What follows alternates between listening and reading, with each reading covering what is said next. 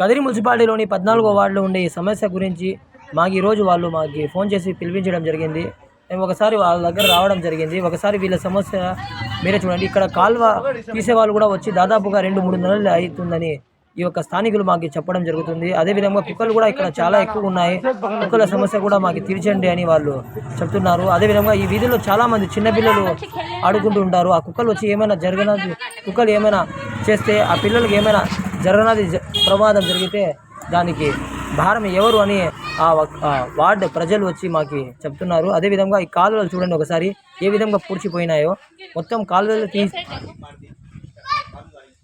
ఇది 14వ వార్డు. రోడ్లు వేసేది పట్టించుకోలేదు, కాలువలు తీయలేదు. పిల్లలు ఉండే పని కుక్కలు చాలా ఉన్నాయి. ఇక్కడ ఎవరు రావడం లేదు. ఏదైనా కంప్లైంట్ ఇచ్చినా వాళ్ళు రావడం లేదు. మున్సిపాలిటీ వాళ్ళకి చెప్పండి. ఇంటి పన్నులు కడతానమో కొలాయిలు పెడతానమో మాకు వచ్చి ఇక్కడ చాలా ఇబ్బంది అయిపోతుంది కాలువలతో. ఇక్కడ అన్ని కడతానికి కూడా చాలా ఇబ్బంది అయిపోతుంది కాలువలతో కూడా.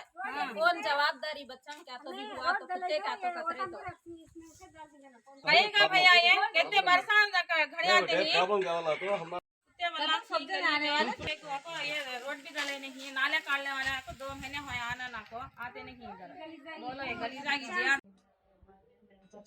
ఈ కాలువ సమస్య మరియు కుక్క సమస్య ఎక్కువ ఉన్నా కాబట్టి చిన్నపిల్లలు చూడండి ఏ విధంగా ఇక్కడ ఉన్నారు. ఈ వార్డులో ఈ ఒక సందులోనే చాలా మంది చిన్నపిల్లలు ఉన్నారు. ఒకవేళ కుక్కలు కరిస్తే చాలా ఇబ్బంది అవుతుంది. అదేవిధంగా ఈ కాలువ సమస్యను కూడా తీర్చండి అని ఈ యొక్క వార్డు ప్రజలు మా ద్వారా మీకు కోరుకుంటున్నారు. దయచేసి ఈ యొక్క ప్రాబ్లమ్ని సొల్యూషన్ చేయాలని మేము పరిష్కారం చేయండి ఈ యొక్క వీడియో తీయడానికి ఇక్కడ రావడం జరిగింది. దయచేసి ఈ యొక్క ప్రాబ్లం సొల్యూషన్ చేయండి. దయచేసి ఈ కాలువలు తీసే వాళ్ళకి పంపించండి. ఆ కుక్కలకి ఎత్తుకోండి. మాకు ఎవరు పట్టించుకోలేదు. రోడ్డు కూడా వేయలేదు. రోడ్డు వేసేస్తే మాకు ఇబ్బందిగా ఉంది. ఇప్పుడు